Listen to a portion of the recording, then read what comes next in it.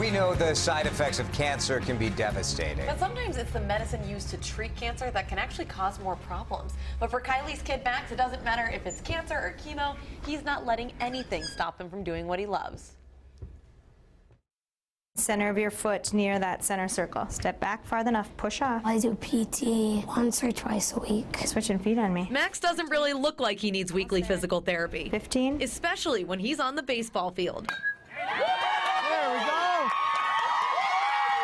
I like to play baseball and hockey. So he's playing traveling baseball. Their team was in the state tournament this past weekend. You doing okay? Yeah. But this 10-year-old's game has been thrown a curveball. Last March, he was diagnosed with acute lymphoblastic leukemia. You know, it was a tough news to get.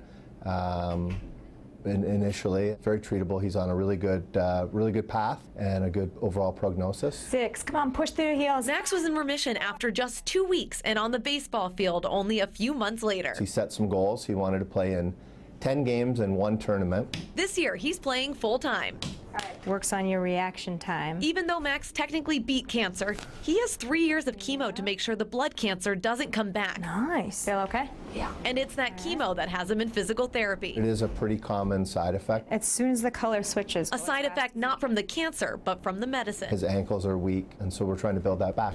Weak ankles are hardly affecting his game. Most of his teammates wouldn't even know he's running with braces. We went 2-1 for the state tournament. Just the overall chance for him to just be a kid and hang out with this great group of kids is phenomenal. I think my wife and I both think is just making all the world a difference.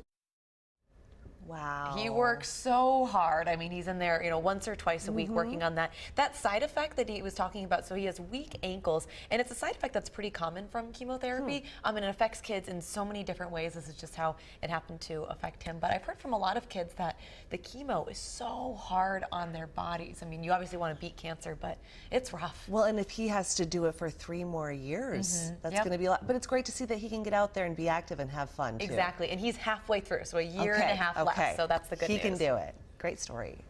Thanks, guys.